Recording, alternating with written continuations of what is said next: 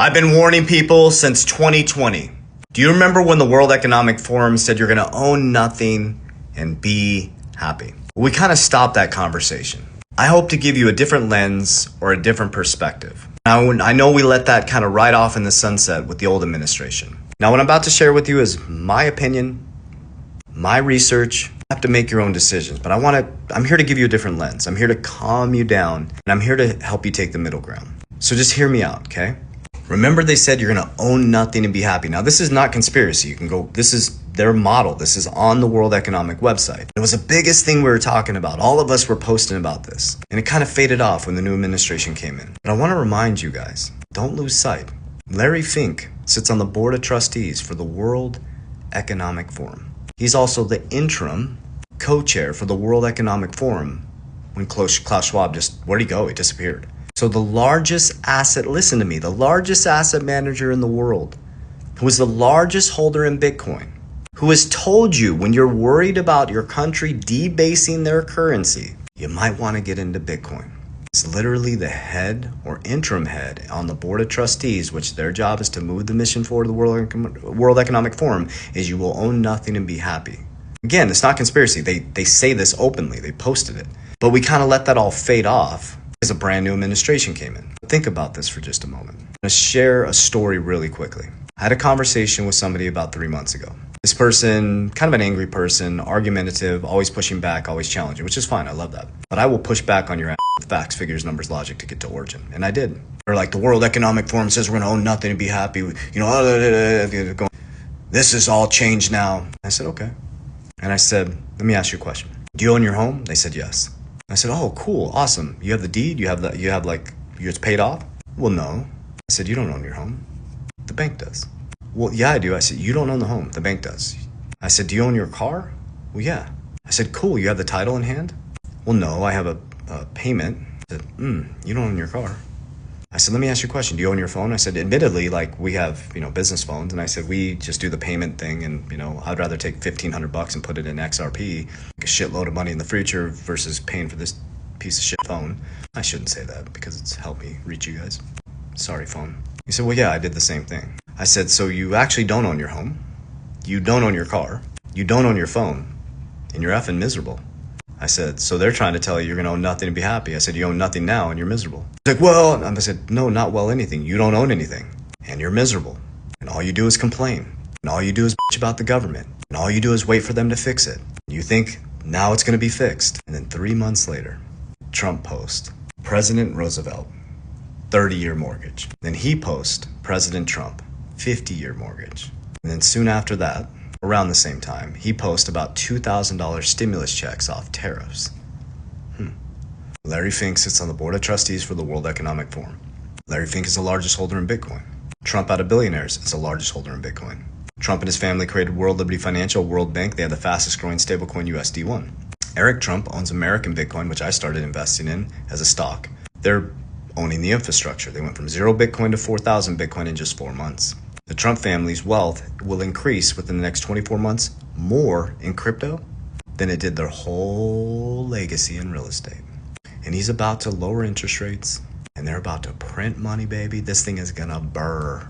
And a dollar that's collapsed 96 to 97%. They're gonna suck it up into the stablecoin market. They're gonna stabilize it through short-term treasuries because that's what stablecoins use. They're gonna use Bitcoin on the balance sheet to grow the balance sheet just to move accounting measures back and forth. They're gonna revalue gold. I believe they're gonna buy the Bitcoin at the revaluation. It's just money. It's because there's no real money. It's just data moving back and forth. So now you're gonna have a 50-year mortgage. You're never gonna pay off your mortgage. The average American moves, I don't know, it's really short. I think it's maybe don't quote me on this, someone real estate person. I think it's every 7 years people move, right? Again, I don't know if I have that exact number of real estate people post here. But people move pretty quickly. We're not very stable anymore. Always looking for something else. Family values is out.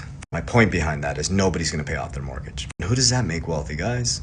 The banks are like, yes, 50-year mortgage? Are you kidding me? Hell yeah, because they're not lending you their money. They're lending you my money. And when I go to get debt, they're lending me your money. So like, hell yeah, keep the Ponzi scheme going. The good news about it is people can maybe afford a home. But remember, you don't own that home unless you pay it off. Even when you pay it off, you own the taxes on that land. You don't ever really own your home. Then we put so much value on owning a car, freaking liability that just goes down in value. My point behind all of this is there's a reason why Trump owns so much Bitcoin. There's a reason why Eric Trump created American Bitcoin. There's a reason why Larry Fink is the #1 holder in Bitcoin through iBit. There's a reason why Ray Dalio was like, Bitcoin now, maybe we should look at it. There's a reason why the third wealthiest person in Mexico holds 70% of their wealth in Bitcoin. Take Bitcoin out of it. You are in a massive debt bubble, in a massive stock market bubble. And guess what? There's always a winner and there's always a loser. And the winner is the one that's on the right side of the interest quadrant, because there's only debt in the system. You're either paying it or you're earning it. That's it.